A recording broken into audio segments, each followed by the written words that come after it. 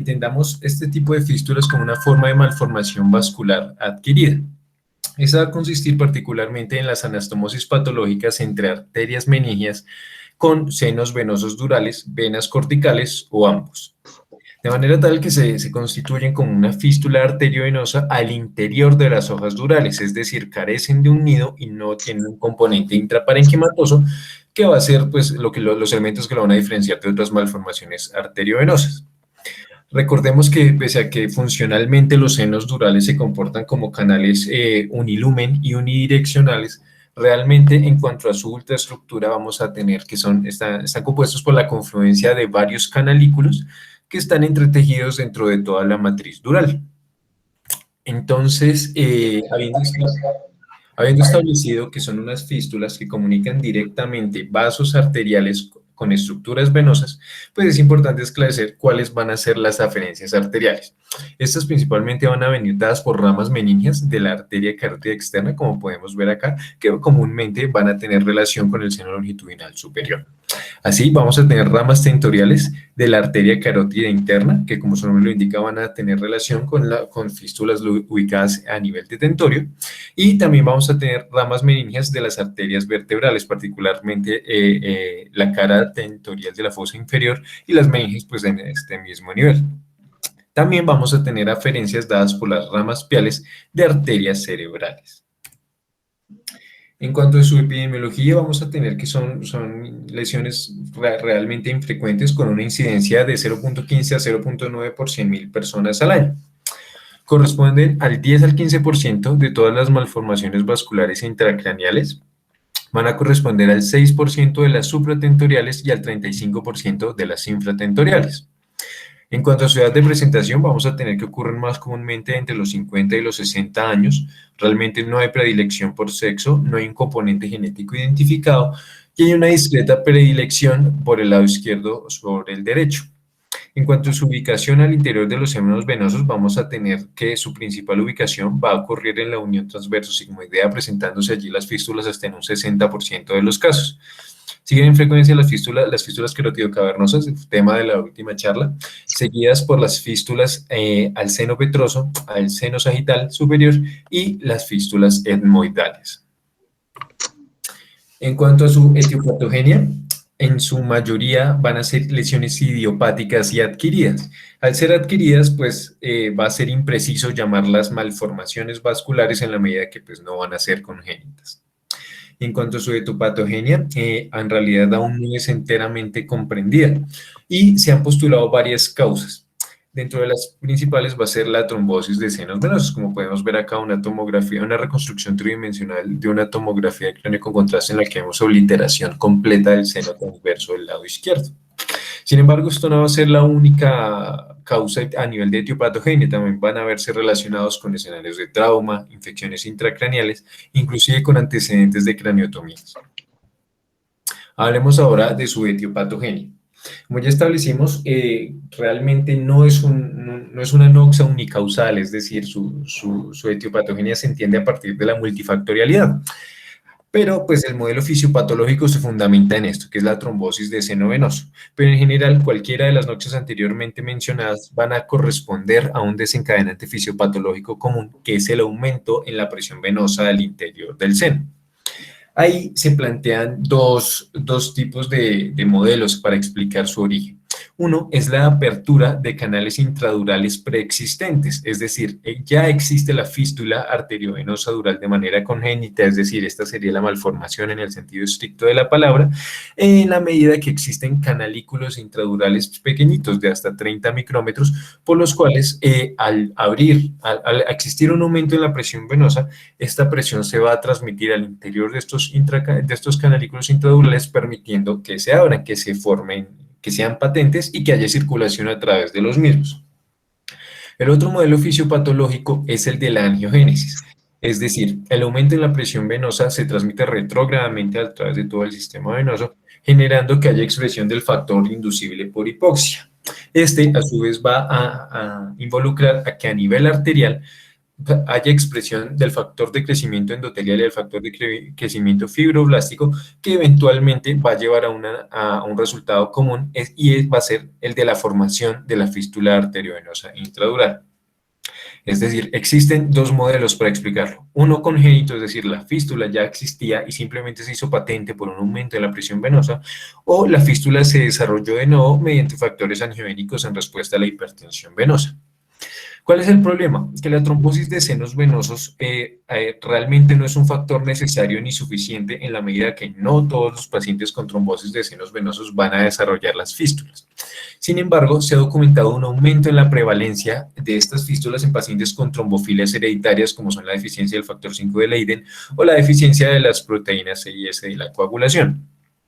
Esto apoyaría la primera teoría, sin embargo, no aprueba la segunda en la medida que se ha intentado terapéuticamente mostrar resultados mediante terapia antiangiogénica, es decir, terapias dirigidas a la inhibición de estos factores de crecimiento vascular. Sin embargo, los resultados clínicos han sido más bien pobres e inconsistentes. De manera tal que, pues todo esto para resumir, la etiología de las fístulas arteriovenosas durales sigue siendo hoy por hoy incompletamente entendida. Hablemos ahora de su clasificación. Habiendo entendido su etiopatogenia y establecido que la fístula no involucra ninguna estructura intraparenquimatosa o pial, sino que está limitada al interior de las hojas de la dura madre, su clasificación va a venir dada por la relación que tiene el componente arterial respecto al seno venoso o las venas corticales. Hay múltiples sistemas de clasificación. Uno de los más ampliamente utilizados es este sistema de Borden, en la medida que es el más simple, únicamente involucra tres categorías y va a ser el que da la explicación más fisiopatológica en cuanto a la hemodinamia al interior de la fístula. Arranquemos por la tipo 1 de Borden, en la cual existe un drenaje anterógrado al interior del seno dural. ¿Esto qué significa? La arteria desemboca directamente al interior del seno y existe un flujo anterógrado, es decir, que corresponde al flujo venoso normal al interior del seno. ¿Esto qué implica? Que existe un aumento en la presión y el volumen arterial al interior del seno, pero como este último va a estar reforzado por todos los elementos de colágeno, celulares y demás propios de la dura madre, esto le va a permitir al seno asumir como propias el volumen y la presión arterial y lo va a soportar, de manera tal que estas fístulas van a tener un comportamiento benigno en la medida que realmente no hay una alteración hemodinámica per se, simplemente hay un shunt arteriovenoso pedido como vemos acá, una rama de la arteria occipital que está desembocando en el seno transverso. Pasemos ahora a las tipo 2 de Borden. En estas fístulas existe un drenaje anterógrado al seno venoso, pero existe adicionalmente un drenaje retrógrado a las venas corticales. ¿Esto qué significa? Tenemos un drenaje dado arterial por la arteria occipital, está desembocando al interior del seno, pero en este escenario que vemos, pese a que el flujo inicialmente es anterógrado, en este escenario, a diferencia de las tipo 1, va a haber una obstrucción al flujo anterógrado, es decir, va a obligar a que el flujo se torne en sentido contrario, se torne retrógrado, no solo al interior del seno, sino también se transmite por los vasos por las venas tributarias a este seno. Es decir, existe un reflujo cortical venoso, del cual vamos a hablar más adelante. Miremos ahora las tipo 3. En este caso va a haber un flujo retrógrado puro aislado que puede darse de tres formas.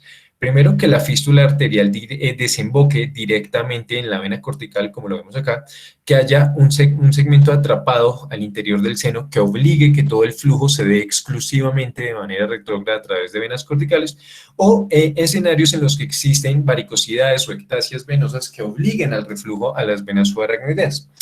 Aquí tenemos el ejemplo de un seno sagital superior en el que hay una comunicación arteriovenosa dural aberrante dada por arterias de la rama meningia media, en este caso del lado izquierdo. Vemos directamente que en esta fístula tipo 3 las ramas arteriales están estableciendo una anastomosis patológica con una vena cortical tributaria del seno sagital.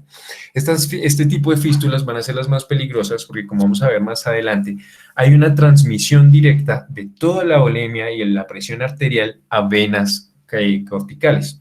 A diferencia de las tipo 1, en las que el seno venoso, pues al ser grande y fuerte, va a tener la capacidad de responder favorablemente a la presión.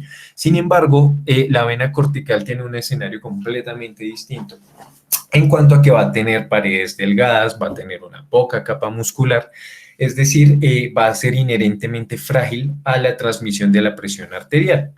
Ello, como vamos a hablar ahorita, va a llevar a remodelaciones anatómicas y funcionales y por supuesto la va a predisponer a riesgo de ruptura y con el consecuente sangrado. Otra de las clasificaciones es la clasificación de Cognert. Esta es un poquito más compleja, abarca más categorías, pero pues todas comparten elementos comunes con la de Cognert. Entonces, ¿qué ocurre con esta tipo 1? Hay un drenaje anterogrado directo al seno principal, es decir, se corresponde con la orden tipo 1. En esto, la tipo 2 va a tener dos tipos, la tipo A, la tipo B y la combinada. La tipo A va a haber un drenaje que va a estar dado predominantemente al seno principal, pero hay reflujo a otro seno, es decir, la sangre está llenando la sangre arterial llena directamente el seno con un flujo anterógrado, pero también es retrógrado limitado exclusivamente al seno. Es decir, la Cognert 2A no involucra reflujo venoso cortical. ¿Qué ocurre con la tipo 2B? A diferencia de la A, aparte de flujo retrógrado al interior del seno, también va a haber flujo retrógrado a través de las tributarias del mismo. ¿Cuál va a ser la fístula tipo 3? La tipo 3 va a ser aquella en la que existe un drenaje cortical, un drenaje arterial directo a la vena cortical, es decir, va a corresponder con la Borden tipo 3. En Cognert diferenciamos dos categorías más, la 4 y la 5. En la tipo 4 tenemos un drenaje cortical directo con ectasia venosa, es decir, a diferencia de la tipo 3, en el que simplemente hay un reflujo venoso cortical, en la tipo 4, pues la diferencia va a estar en que ya existe una remodelación anatómica dada por la ectasia y las varicosidades de las venas corticales, que como ya les mencioné, responden pobremente a la transmisión de la presión arterial. La tipo 5 va a hacer referencia a las fístulas arteriovenosas espinales. Existe otra clasificación, que es la clasificación de Ziegfeld. Es básicamente la misma clasificación de Borden, pero hace diferencia en si es asintomática o si es sintomática. Entonces vamos a tener la 1, que siempre va a ser asintomática, la 2, que va a ser, puede ser asintomática o sintomática, al igual que la categoría tipo 3. Aquí podemos hacer el paralelo de todos los tres tipos de clasificaciones principales, pero lo más importante para entenderlas es este elemento, que es el reflujo cortical venoso. Vamos a tener que este va a estar presente en las llamadas fístulas de alto grado o de comportamiento agresivo, como vamos a ver más adelante. Esto es importante porque su categoría establece el riesgo de hemorragia intracraneal. Para una fístula Borden tipo 1, el riesgo de sangrado anual va a ser menor al 1%. Para una tipo 2 va a ir del 1,4 al 7,6, mientras que para las tipo 3 va a ir del 1,4 a 7%. Asimismo, establecen un riesgo de mortalidad anual que por supuesto pues, va a darse de manera proporcional acorde al grado de reflujo cortical venoso. Asimismo, habiendo establecido esto, la clasificación también nos va a orientar hacia el tratamiento. Por ejemplo, para los Borden tipo 1, el tratamiento va a ser electivo y dirigido únicamente hacia los síntomas, es decir, va a ser un tratamiento con fines paliativos. Pues como les digo, el objetivo no es curativo, sino enfocado a los síntomas. Para los tipo 2, es decir, toda esta fila, el tratamiento va a ser electivo para prevenir el riesgo de complicaciones hemorrágicas y no hemorrágicas, que como ya vimos es bajo, pero no es cero. ¿Qué ocurre con las tipo 2B o las tipo combinado? En estas el tratamiento debe ser temprano porque su riesgo de hemorragia y de mortalidad es significativo, al igual que pues, en todos los grados que siguen de en adelante. Como ya les dije, habiendo establecido su etiopatogenia, podemos entender su fisiopatología. Y es que el flujo al interior de la fístula es dinámico, es decir, una fístula Borden tipo 1 puede progresar a una tipo 2 y a una tipo 3. Como ya mencionamos, la fístula arteriovenosa anterógrada pura es benigna. El riesgo de complicaciones hemorrágicas y no hemorrágicas es prácticamente cero. Sin embargo, la fístula puede resolver espontáneamente en la medida que ocurra una recanalización del seno sin tratamiento, permitiendo que haya un restablecimiento de la hemodinamia convencional en cuanto a que se ha resuelto la hipertensión venosa causal. Pero esta, así como puede resolverse, puede empeorar, puede progresar. ¿Cómo puede empeorar? Porque hay un aumento en la estenosis al interior del seno o porque hay un aumento en el reclutamiento de las aferencias arteriales. Estos dos elementos pues, van a tener un desencadenante común, perdón, un efecto común que va a ser un aumento en la hipertensión venosa. Y ello va a conllevar a que haya un flujo retrógrado de las venas corticales y finalmente ocurra todo el proceso de arterialización venosa. Es decir, volviendo a nuestra gráfica, eh, la fístula borde en 1, un flujo entero grado perfecto, no hay ningún problema. Pero ¿qué ocurre? Ocurre que se trombosa o que si está trombosada progresa el volumen del trombo, que si era una trombosis parcial se vuelva completa. ¿Eso qué va a causar? Que el flujo anterogrado se vea completamente eliminado y el flujo venoso se vea obligado a transmitirse de una manera retrógrada. Es decir, las fístulas son dinámicas y las fístulas pueden progresar. Hablemos ahora del reflujo venoso cortical, también denominado la arterialización venosa. Y este va a ser el elemento nuclear en la fisiopatología de este tipo de fístulas, porque las va a diferenciar entre las benignas y las agresivas. Cuando hay una transmisión retrógrada del volumen y la presión de arterias durales a venas corticales, esto va a llevar a una remodelación a dos niveles, una anatómica y una funcional. En la anatómica, como ya he mencionado, ocurre ectasia y varicosidad venosa cortical que las hace frágiles y las hace proclives a romperse, propiciando así hemorragias intracraneales que bien pueden ser subdurales, subaracnoideas o intraparenquimatosas. A su vez, existe una remodelación funcional. ¿Por qué? Porque hay una congestión venosa en el intersticio neuronal que va a llevar al acúmulo de submetabolitos celulares y productos de desecho. A su vez, esta estasis venosa va a limitar la entrega arterial de oxígeno, conllevando a que existan déficits neurológicos no hemorrágicos. Así, las remodelaciones anatómicas van a propiciar hemorragias y las remodelaciones funcionales van a propiciar déficits neurológicos no hemorrágicos. Estas van a ser las dos categorías clínicas en donde vamos a entender los efectos de las fístulas. Hablemos ahora de su historia natural. Existe un riesgo de sangrado, es decir, estamos hablando de las consecuencias de la remodelación anatómica, un riesgo de sangrado que va a venir dado para cada tipo de fístula y por supuesto ver de la mano con la magnitud del componente de reflujo cortical venoso. Para una orden tipo 1, el riesgo de sangrado anual es menor al 2%, mientras que para las de tipo 2 va a ser tan alto como hasta un 40%.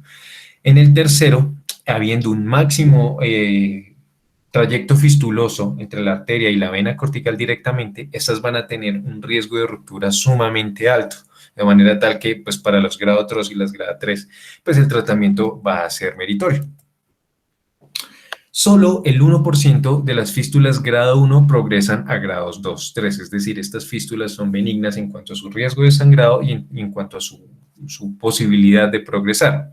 Pero ¿qué ocurre? Cuando una fístula dural ya tiene un reflujo venoso cortical, existe un 45% de mortalidad a 4 años indistintamente si es grado 2 o si es grado 3. El simple hecho de tener reflujo venoso cortical ya da esta mortalidad.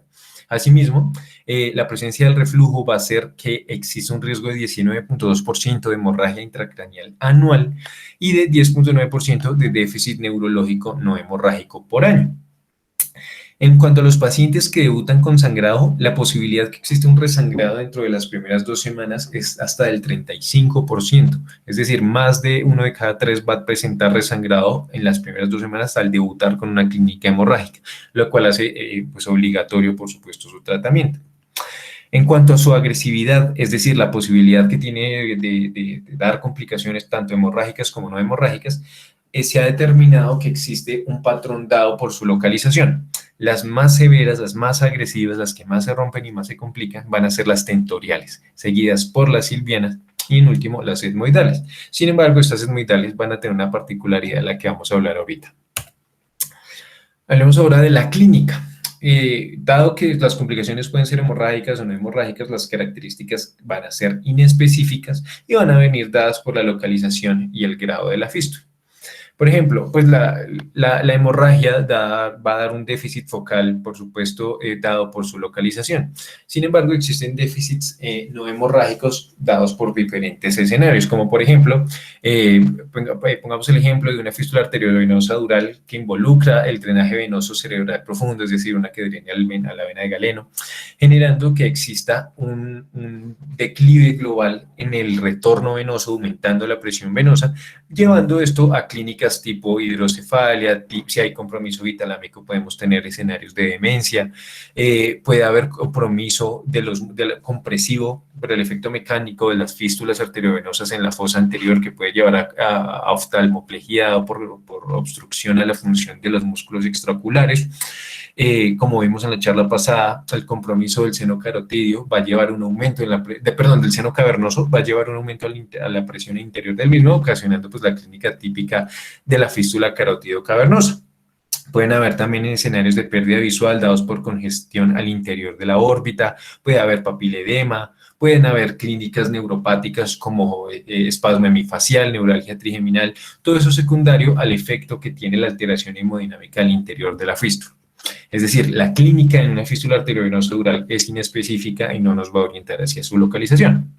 Como les mencionaba, dada su debut sintomático, las categorías clínicas nos van a establecer tres escenarios. Un escenario agresivo en el que la fístula va a debutar con una hemorragia intracraneal o déficits no hemorrágicos. Una categoría benigna en el que vamos a tener simplemente síntomas que van a molestar al paciente y que en escenarios pueden ser muy limitantes. Uno de los más importantes es el tinnitus pulsátil. Este ocurre por la transmisión de la onda de presión arterial, particularmente en las fístulas de la unión transverso sigmoidea, que se va a transmitir por todo el peñasco petroso y va a permitir que se transmita al oído interno. Es decir, esta fístula va a sonar, va a ser audible para el paciente y va a ser un tinnitus pulsátil que no mejora con ningún escenario y que, pues, por supuesto, va a causarle muchos problemas al paciente. También vamos a tener que las fístulas pueden ser encontradas de manera incidental cuando se realizan neuroimágenes o estudios vasculares con otra indicación. Hay una cápite muy importante en las características clínicas de estas fístulas y es que cualquier cambio en los síntomas implica cambios hemodinámicos que ameriten estudio. Por ejemplo, volvamos al ejemplo del paciente con el tinnitus pulsátil que de un momento a otro en la consulta le dice, doctor, yo ya no escucho el tinnitus. Esto es sumamente preocupante y en todos los escenarios obliga a un estudio en la medida que la resolución o el cambio en la intensidad de los síntomas implica una alteración hemodinámica al interior de la fístula. Si el paciente deja de escuchar el tinnitus, la pregunta es ¿por qué? Deja de escucharlo porque el seno se tapó completamente y el flujo se volvió enteramente a las venas corticales de manera tal que la presión disminuye y el paciente ya no lo escucha. El paciente está muy contento porque pues ya se libró de los síntomas sin necesidad de tratamiento, pero ello puede significar que haya pasado de una fístula grado 1 a una fístula grado 3. Es decir, pese a haber mejoría sintomática, el grado de severidad de la lesión con el riesgo que conlleva, pues va a estar ahí. Pasemos ahora a su diagnóstico. Por supuesto va a venir dado por modalidades imagenológicas, la más asequible pues va a ser la tomografía de cráneo y va a ser útil para identificar simplemente la hemorragia intracraneal, que como les mencionaba puede ser subdural, subaracnoidea o intraparenquimatosa, como vemos aquí esta gran hemorragia frontoparietal del lado derecho con drenaje al sistema ventricular. En la mayoría de casos la causa del sangrado suele ser las varices venosas y teniendo en cuenta que estas pueden ser remotas respecto a la fístula, pues no nos van a orientar respecto a la anatomía o la geoarquitectura de la misma.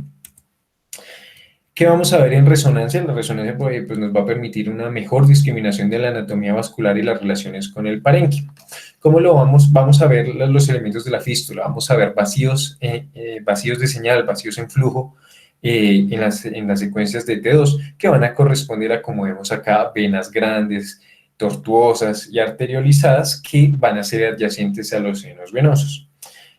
Una pista en cuanto al diagnóstico imagenológico es que cualquier vaso raro y grande alrededor de un seno venoso obliga a un estudio arteriográfico. ¿Por qué? Porque pues, va a indicar que existe una alteración de las venas que están drenando ahí y pues, cabe la sospecha que corresponde a una fístula.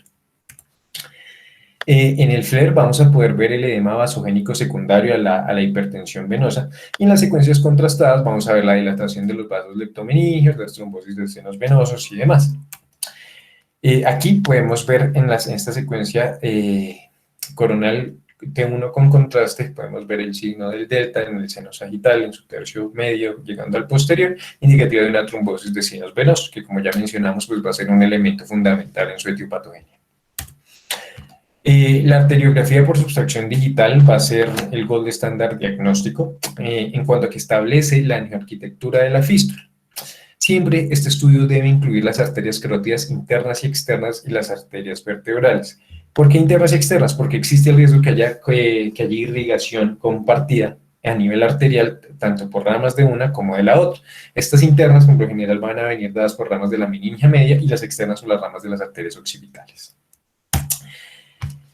Aquí podemos ver un ejemplo arteriográfico de una fístula arteriovenosa borden 1 en el seno transverso del lado izquierdo.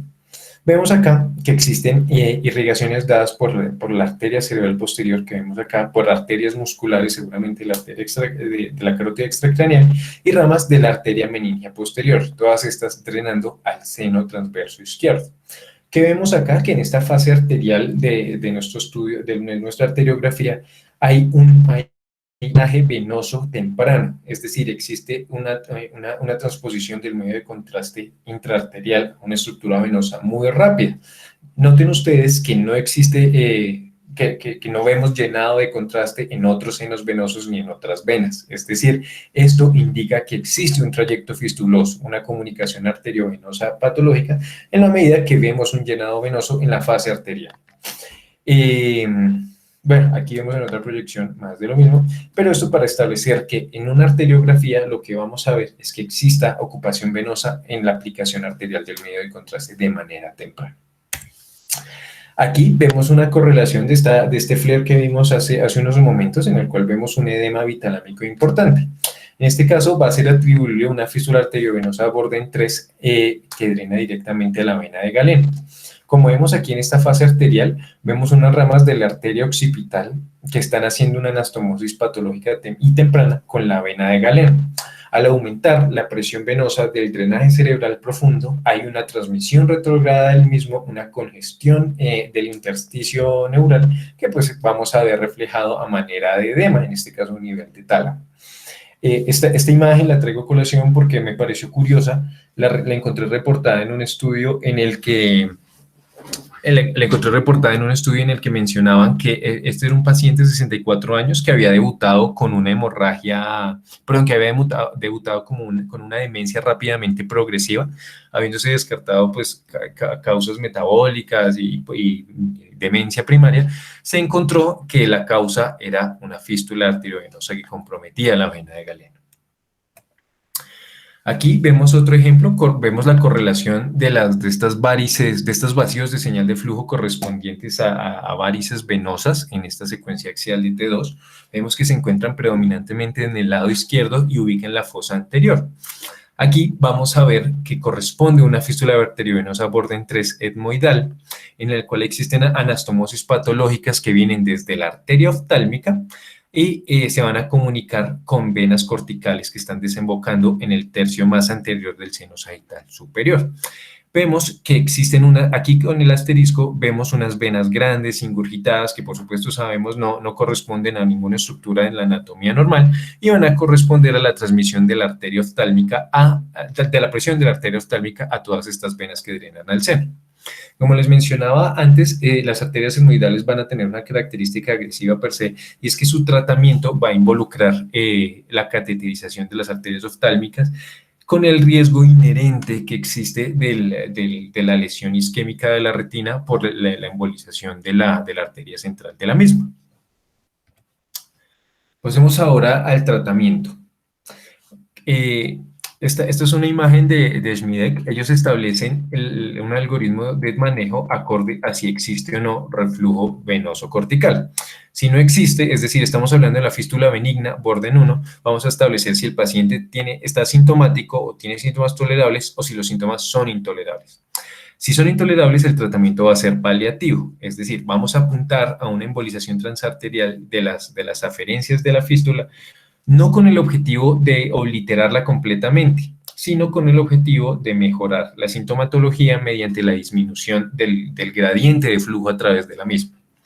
¿Qué ocurre si la fístula es asintomática o los síntomas son tolerables? La conducta es expectante. Podemos observar con tranquilidad a estos pacientes porque sabemos que el riesgo que progresen es bajo y el riesgo que sangren o den problemas también es bajo. Sin embargo, si los síntomas empeoran o mejoran, hay que estudiar nuevamente. ¿Y con qué lo vamos a estudiar? Con una angiografía. Sin embargo, si no existe cambio en los síntomas, pues podemos hacer observaciones y seguimiento mediante estudios vasculares no invasivos como una angioresonancia. Miremos ahora qué ocurre cuando hay reflujo venoso y además hay reflujo venoso cortical y sinusal, es decir, la categoría Borden 2. Los vamos a separar en si existe déficit neurológico o si no lo existe. Si no existe, hacemos la arteriografía. Si vemos que el seno no está usado por el cerebro, es decir, el seno no, por su angioarquitectura, corresponde a drenaje venoso puro de la fístula, podemos llevarlo a una obliteración completa sin riesgo. Sin embargo, si vemos que este seno hace parte del drenaje funcional venoso del cerebro, pues podemos apostar a una desconexión del reflujo venoso cortical puro, que puede ser por vía endovascular transvenoso o por vía quirúrgica, como vamos a ver más adelante. Vamos al otro lado de este árbol de decisiones. ¿Qué pasa cuando hay un paciente con una fístula Borden 2 que tiene déficit neurológico secundarios a congestión venosa? Aquí, nuestra estrategia terapéutica va a ir dada por la interrupción de las aferencias arteriales puras. Lo podemos hacer vía endovascular transarterial o vía quirúrgica.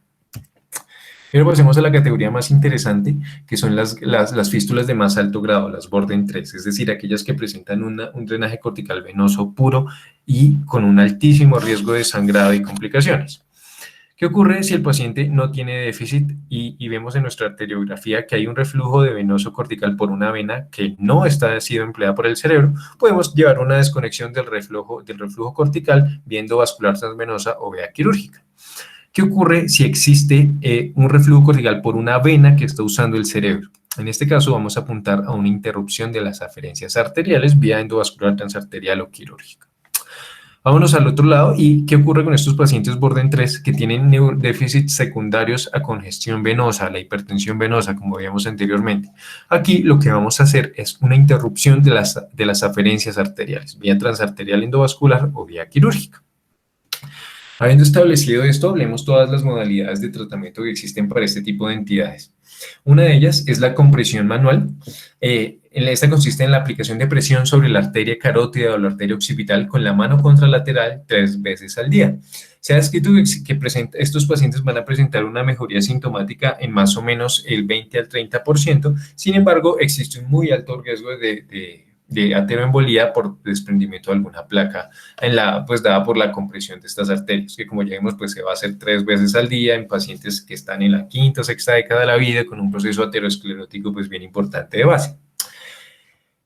Otra modalidad que hoy por hoy es el gold estándar y la vía de primera elección va a ser la terapia endovascular. En esta podemos hacer embolización transarterial, transvenosa o vías combinadas, o también se están empezando a emplear redireccionadores de flujo. Sin embargo, en cuanto al uso de redireccionadores, se ha encontrado realmente literatura muy escasa. Hay reportes de caso con un dispositivos tipo pipeline que pues se han empezado a utilizar, sin embargo, su uso no ha sido ampliamente empleado. Por supuesto, la microcirugía también va a ser una herramienta disponible y por último, la radiocirugía estereotáctica. Nos hablemos de cada una de ellas. La terapia endovascular, como les comentaba, va a ser la estrategia terapéutica de primera línea.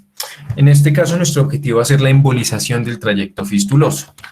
Hay que tener en cuenta que esta modalidad de tratamiento puede empeorar la hemodinamia y aumentar el grado de fístula, así como el flujo venoso cortical, de manera tal que es supremamente importante tener una absoluta claridad de la arquitectura de la fístula antes de llevarla a procedimiento.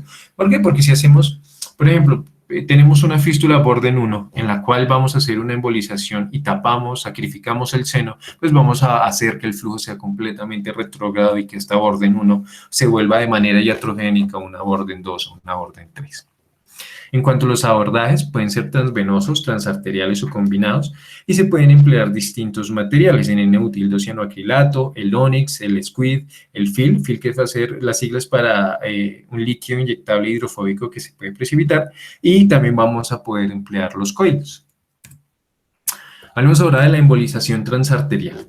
Las indicaciones para este tipo de abordaje transarterial van a ver dadas por las fístulas arteriovenosas durales de alto grado con drenaje directo a vena cortical, es decir, las fístulas Borden 3, o aquellas en las que el abordaje transvenoso sea limitado. Dentro de sus ventajas vamos a tener que existe un menor riesgo de redireccionamiento del flujo venoso por vías alternas porque pues estamos sacrificando toda la aferencia arterial de la fístula. Podemos preservar los senos venosos funcionales y evita el desarrollo de fístulas de nodo por hipertensión venosa. Es decir, pues estas van a ser las grandes ventajas de las vías arteriales. Aquí podemos ver un ejemplo de una fístula arteriovenosa orden 1 en el seno sigmoide izquierdo que va a tener aferencias dadas por las ramas de la arteria occipital, es decir, circulación extracraneal, y ramas de la arteria meningia media, es decir, ramas de la carótida interna. Vemos que va a tener una irrigación compartida y que está desembocando en el seno sigmoide izquierdo. Vemos que es una fístula por orden 1 en la medida que no hay varicosidades o ectasias venosas adyacentes. Miremos ahora cómo se van a tratar. En este caso se hace un proceso de cateterización dual. Aquí vemos un mapa en el cual hemos accedido vía carótida externa a la arteria occipital y vía carótida interna a la arteria meningia media, es decir, estamos empleando dos catéteres, estamos atacando simultáneamente las dos aferencias arteriales que están llegando al seno. Aquí podemos ver cómo se empieza a realizar la colocación del field, de este líquido precipitante hidrofóbico, y podemos comparar que respecto al preoperatorio, una vez aplicado el medio de embolización, existe una resolución completa de la fístula. Ya no vemos las ramas de la arteria occipital y ya desaparecen las ramas de la arteria meningia, de la circulación intracarótida, de la carótida interna. Hablemos ahora de la embolización transvenosa. Este va a ser el abordaje de primera línea, bueno, era el abordaje de primera línea en la época pre-Onyx. Para ese entonces, el abordaje transarterial era efectivo en solo el 50%.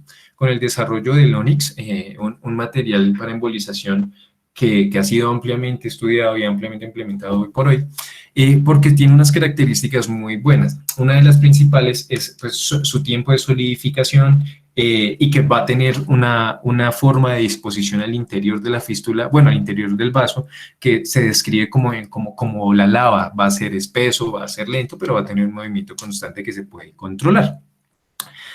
Cuando vamos a hacer una embolización transvenosa, el seno o la vena cortical a elegir debe cumplir las siguientes características, y es que debe estar involucrado enteramente en el drenaje venoso de la fístula, porque como ya vimos en los árboles de tratamiento, alterar la hidrodinámica al interior de la parte venosa, pues puede empeorar la fístula.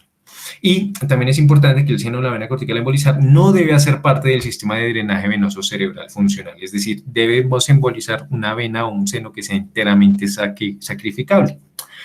La efectividad terapéutica, como les digo, va a radicar en que logremos una oclusión venosa completa, es decir, vamos a resolver la fístula mediante la oclusión de sus componentes venosos y, por supuesto, pues su resultado va a depender de que estas sean estructuras venosas sacrificables.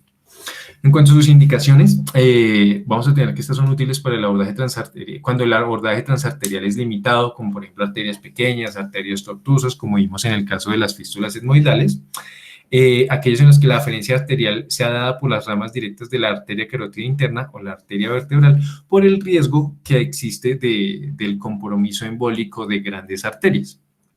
También el abordaje transvenoso está indicado cuando la aferencia arterial presenta anastomosis extra o intracraneales por el mismo motivo, el riesgo de embolismo, cuando hay aferencias arteriales compartidas con irrigación de pares craneales, porque como bien sabemos, los pares craneales van a estar irrigados por arterias finas. Ese vasa nervi pues es supremamente sensible a la obturación propia de la embolización y pues por supuesto van a conllevar un alto riesgo de neuropatía. Y también van a estar indicadas para las fístulas grado 1 y grado 2 en el canal del hipogloso. En cuanto a su abordaje, esto se puede hacer vía femoral, vía vena yugular interna o la punción venosa directa al seno afectado vía transcraneal. Se ha establecido que el acceso a través de un seno venoso obstruido es difícil, sin embargo el desarrollo de nuevos microcatéteres hace que esta realmente no sea una contraindicación. Y en los escenarios en los que realmente lo sea, pues podemos acceder al seno mediante un abordaje contralateral. Aquí les presento el ejemplo de una fístula arteriovenosa dural en el seno transverso del lado izquierdo.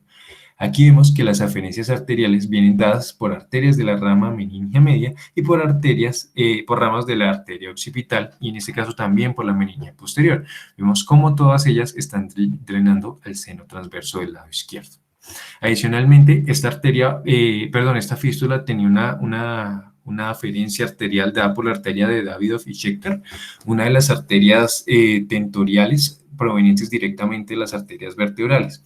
Es decir, en este escenario, esta fístula va a tener aferencias en 4 puntos, 2 intracraneales y 2 extracraneales. Perdón, 3 intracraneales y 1 extracraneal. Aquí en su cateterismo vemos que estamos haciendo un cateterismo venoso a través del mismo, lo vemos aquí con esta flechita negra, y a través de este cateterismo venoso empezamos a hacer la deposición de los cones. Vemos cómo se van ubicando al interior y vemos cómo empieza a cambiar la hemodinámica. Adicionalmente, teniendo en cuenta la complejidad y la dificultad que tiene el tratamiento de esta fístula por su angioarquitectura, vamos a hacer también un abordaje transarterial, es decir, estamos haciendo un abordaje combinado transvenoso y transarterial. Por vía transvenosa pusimos estos coils y por vía arterial vamos a ponerle Onyx, de manera tal que podamos lograr una resolución completa. Aquí tenemos el control arteriográfico en el que vemos que ya en la fase arterial desaparece enteramente el seno sigmoide, es decir, la resolución de la fístula se ha logrado completamente y vemos que la comunicación, tanto vía extracraneal como intracraneal, ha desaparecido completamente. Hablemos ahora de la radiocirugía estereotáctica. Esta va a ser nuestra última opción o puede emplearse como tratamiento complementario cuando todas las estrategias anteriores han fallado. En este caso, lo que vamos a hacer es el uso de radiación para inducir endarteritis y trombosis de la fístula. Sin embargo, estas conllevan un alto riesgo dado por su periodo de latencia, que va a ser más o menos de 23 meses. Y para una lesión rota, teniendo en cuenta que el riesgo de resangrado es hasta el 35% en las primeras 2 semanas, pues no va a ser nuestra modalidad de elección. Así, pues van a ser más efectivas en las fístulas de grado 1 y pese a ello su tasa de éxito es muy variable, encontrando que está dentro del 50 hasta el 93%. Y fístulas arteriovenosas tratadas mediante radiocirugía estereotáctica exitosamente van a presentar unas tasas de resangrado por 2.6%. ¿Por qué van a resangrar? Porque no estamos resolviendo el proceso fisiopatológico, simplemente estamos generando obliteración inespecífica que puede ser cualquier elemento del trayecto fistuloso y como ya vimos, cualquier alteración no controlada y no deseada puede generar una alteración hidrodinámica que conlleva que la fístula empeore. Y ya para finalizar, hablemos de la microcirugía. Existen 2 tipos de fístulas que van a tener una indicación quirúrgica puntual y van a ser las fístulas etmoidales, por lo que les mencionaba, el riesgo de embolismo de la arteria central de la retina, y las fístulas tentoriales, porque estas tentoriales van a tener aferencias arteriales difíciles de canalizar, como la arteria de Davidoff y Schechter, y van a tener un alto riesgo de embolización e isquemia subsecuente. El objetivo de la microcirugía va a ser la desconexión de la vena cortical de la fístula. Para describir brevemente su técnica, no vamos a profundizar en ella. El objetivo, por supuesto, va a ser la exposición de la fístula, la coagulación de las aferencias arteriales, como cualquier malformación arteriovenosa, y vamos a proceder a la coagulación, clipaje o ligadura de las venas arteriolizadas en el punto más próximo a la fístula. ¿Por qué el punto más próximo? Porque este va a ser el realmente efectivo. Si no si hacemos una ligadura distal en la vena cortical, pues va a haber un segmento que sigue recibiendo la perfusión arterial, que va a seguir arteriolizada y que conlleva el mismo riesgo de sangrado. Si lo hacemos en la parte más proximal al seno, pues vamos a resolver enteramente el reflujo venoso cortical. Y por supuesto vamos a respetar las venas no arteriolizadas en la medida que no van a ser una parte de la fístula. Aquí vemos un ejemplo de una fístula arteriovenosa etmoidal en la fosa anterior, en la cual vemos anastomosis patológicas en la arteria oftálmica con venas etmoidales ectásicas que van a drenar el seno sagital superior. Aquí, mediante un abordaje bifrontal, podemos observar claramente cómo existe una comunicación arteriovenosa patológica que vamos a poder evidenciar mejor con este dispositivo Flow 800. Aquí, inicialmente, pues lo que es claro es que existe una vena arteriolizada. Sin embargo, lo que es realmente importante es que aquí podemos ver mediante este flow que la tributaria que va a arteriolizar esta vena va a venir dada por esta pequeña arterita etmoidal. Por supuesto, la cirugía, en este escenario puntual, nuestro objetivo va a ser mirar si esta es una arteria sacrificable, porque su cauterización pues, va a resolver enteramente la fístula. Ya para finalizar, mencionemos las complicaciones. Las complicaciones asociadas a procedimientos quirúrgicos y endovasculares realmente son bajas. En las épocas previas a la terapia endovascular, lo que encontré escrito es que esta cirugía era temida porque el riesgo de sangrado pues, era muy, muy significativo.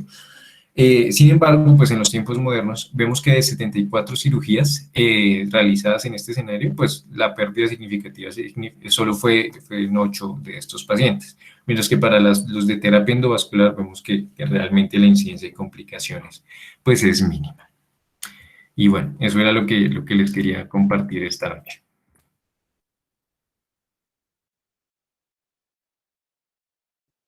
Bueno, muy bien, José Luis.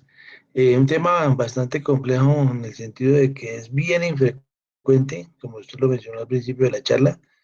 Afortunadamente son bien raras, lo vemos cuando el paciente nos llega a urgencias por una convulsión y vemos una hemorragia en el lóbulo temporal y pues nos lleva después al diagnóstico de una fístula oral.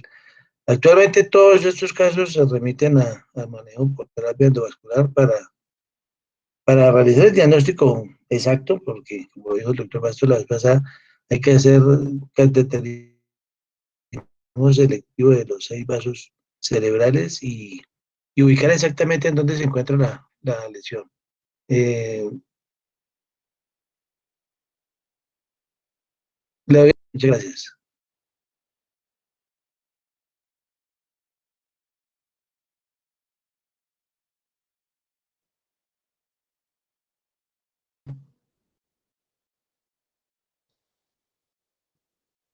Doctor Bastos, parece que no. Sí, sí, buenas noches.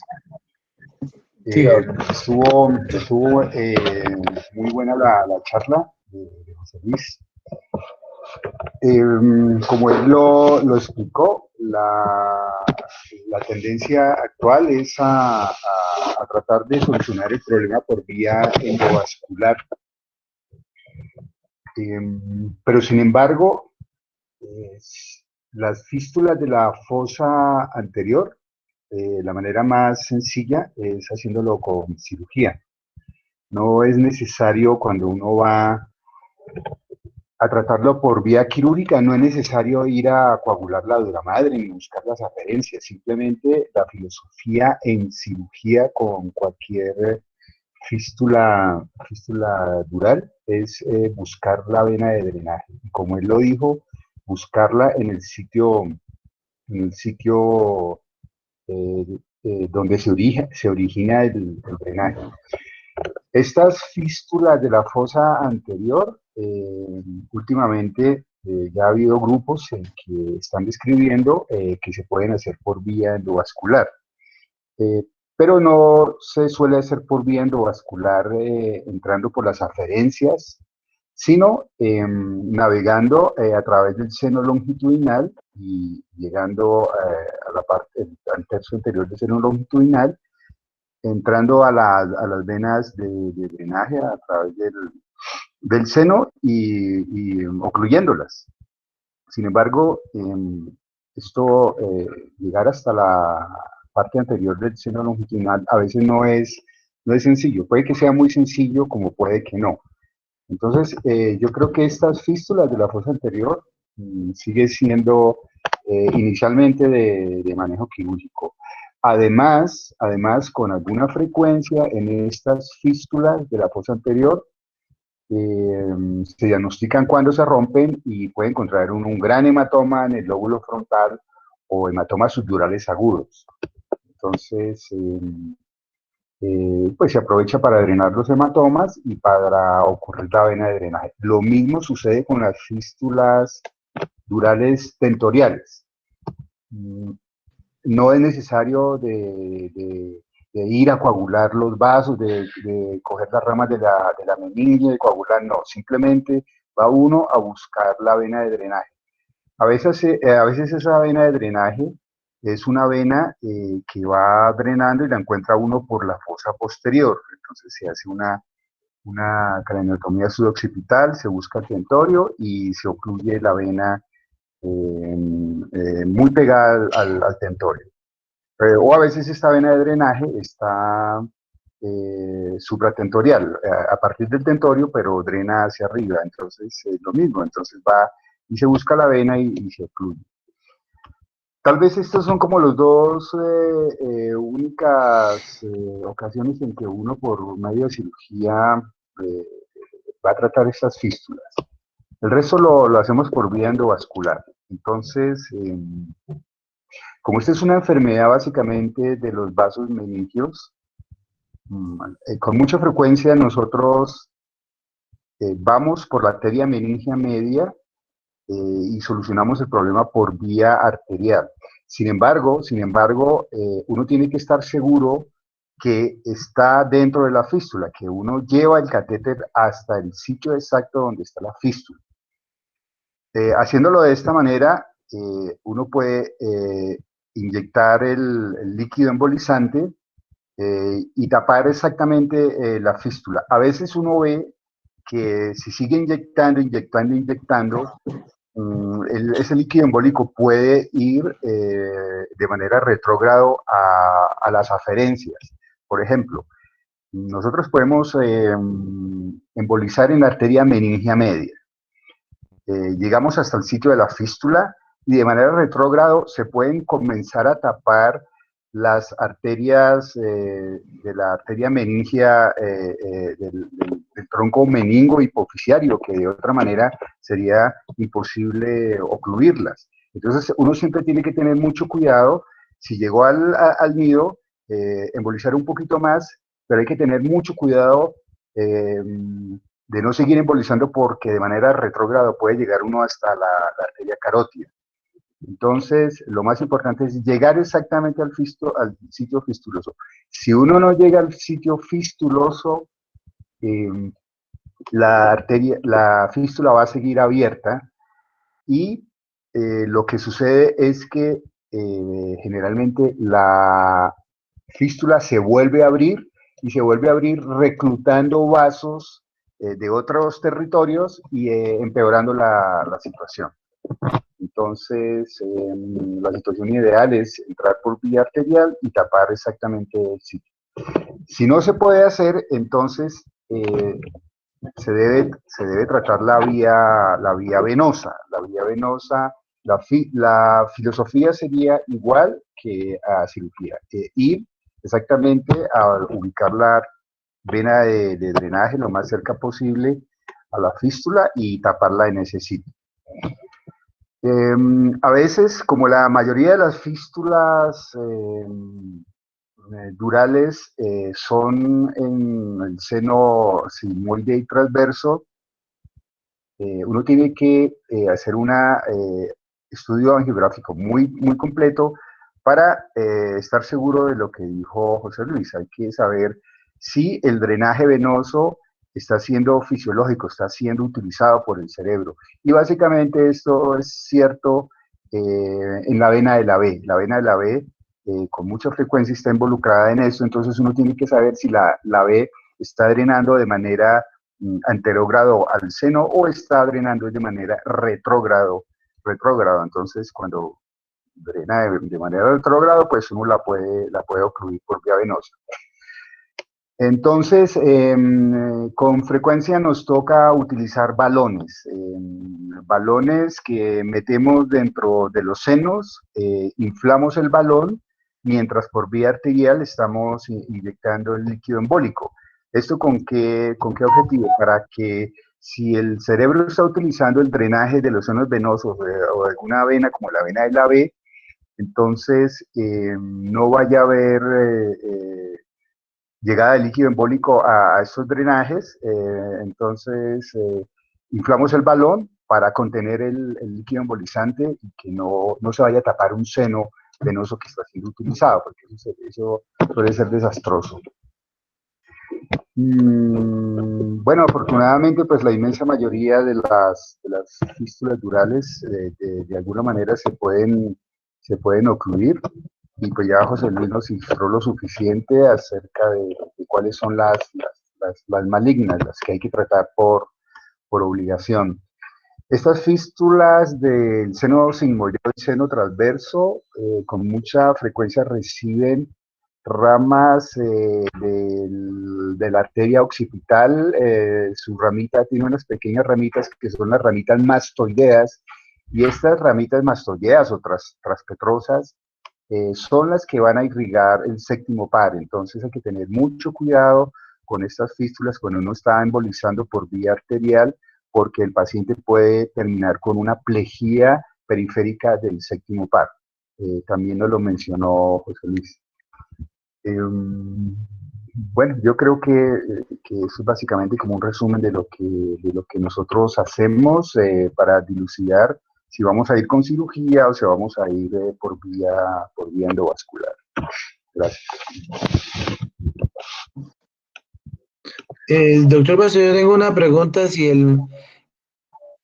el manejo de la fístula de galeno, que pues es algo muy similar a esto, sigue siendo por vía venosa retrógrada, o cómo está el enfoque actual para estas en particular.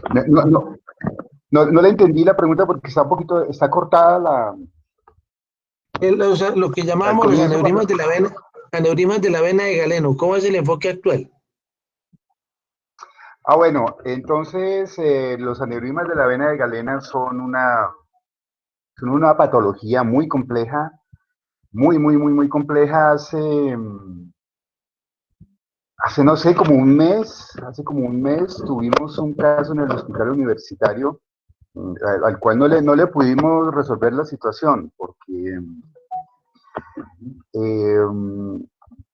estas fístulas durales pueden estar siendo alimentadas por ramas de la arteria cerebral posterior y de ahí drenar a la vena de galeno. Y la vena de galeno pues está drenando de manera anterógrada. Entonces, lo que se suele hacer es primero intentar hacerlo por vía arterial, tratar de llegar hasta las ramas de la cerebral posterior y embolizar de manera muy selectiva para cerrar la comunicación en la fístula, exactamente ahí en la hendidura tentorial. Entonces, hace poco, les comento, tuvimos un caso ahí en el hospital universitario, no lo pudimos hacer por vía arterial, entonces llevamos al paciente a cirugía con la esperanza de que esa gran vena que estábamos viendo nosotros de drenaje no fuera la vena de galeno, sino una vena pues muy ingurgitada y con una varice realmente y una pseudoaneurisma ahí. Entonces lo llevamos a cirugía y pues nos encontramos con que el drenaje era de la vena de galeno. Eso es una situación pues bastante atemorizante cuando uno ve esa vena y ve en vivo y en directo la gran congestión venosa y la gran hipertensión de esa vena, pues es bastante atemorizante y obviamente nosotros pues no hicimos nada, no ocluimos la vena, porque si ocluimos la vena de galeno, pues seguramente el paciente va a morir por un infarto venoso. Entonces básicamente lo que se hace hoy, lo que se está haciendo es eso, tratar de hacerlo por vía arterial. Ahora, si uno encuentra que la vena de galeno no está siendo utilizada por el cerebro, sino está siendo drenada porque a veces toman otros caminos, ¿no? Se abren venas que normalmente no tienen por qué estar abiertas y la vena de galeno no está siendo utilizada, pues uno podría llegar allí hasta la vena y ocluirla, pero repito, el estudio angiográfico tiene que ser muy sofisticado y estar uno absolutamente seguro de cómo son las cosas. Bueno. Doctor Zorro, ¿tiene algún comentario sobre sus casos de radiocirugía? Buenas noches, ¿me escuchan ahí? Está muy bajito el volumen. ¿Ahí me escuchan mejor? Un poquito mejor, pero está bajito aún. Bueno, en los casos, es decir, como decía el doctor, ahí creo que está mejor, ¿cierto? Sí. Sí, bueno, no, como decía el doctor Chávez, los, los casos de radiocirugía es la última opción. Los que hemos realizado, que son más o menos 5 o 6 casos de radiocirugía para fístulas durales, son pacientes referidos por el terapista endovascular, ¿sí? O sea, la primera opción siempre es o el tratamiento endovascular o el tratamiento quirúrgico. Y como última opción, la radiocirugía, hemos logrado ocluir más o menos unas 4 fístulas durales comprobadas arteriográficamente. Es una patología es decir, vamos de la mano del terapista endovascular porque ellos son los que conocen ese tipo de patología y la radiocirugía, son pocos los centros que hacen. Hay mucha controversia en cuanto a hacer radiocirugía para fístulas durales, pero bueno, hemos logrado ocluir algún tipo de, algunas fístulas durales. He tenido pacientes a los que ya se le hicieron terapia endovascular, se les hizo radiocirugía y no se pudieron ocluir, entonces esperamos la historia natural de la enfermedad. Quirúrgicamente, aún es menos frecuente. Son contados los casos. Lo único así como anécdota es que los he guiado al comienzo, hace algunos años, los guiaba por estereotaxia. O sea, hacíamos la arteriografía con el marco puesto y basados en la estereotaxia llegábamos a la fístula dural, porque a veces no es tan fácil.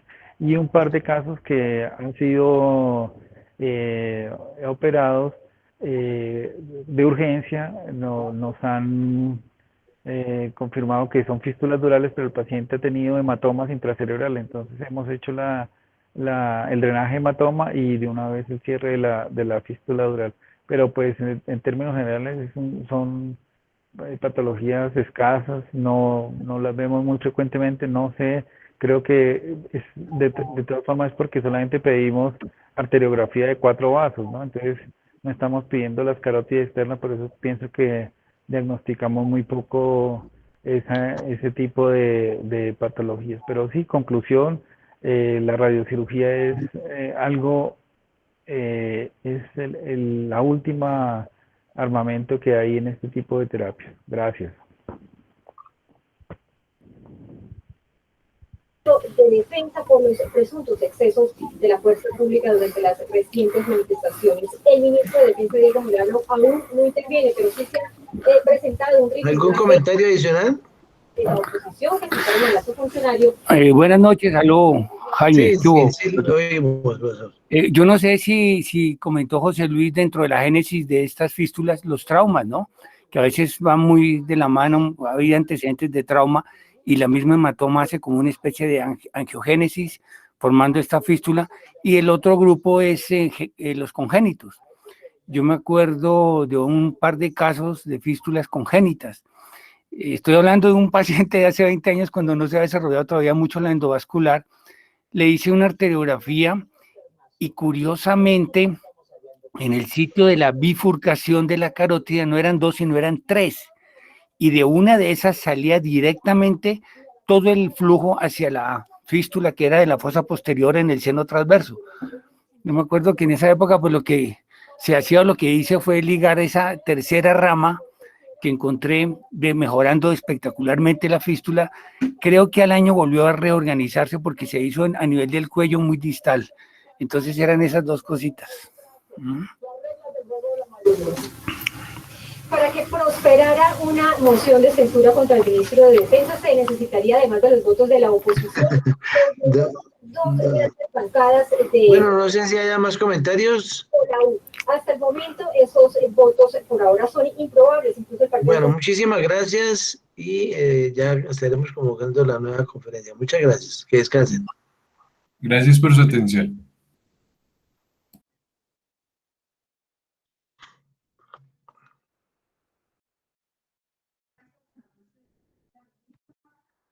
No, eso no-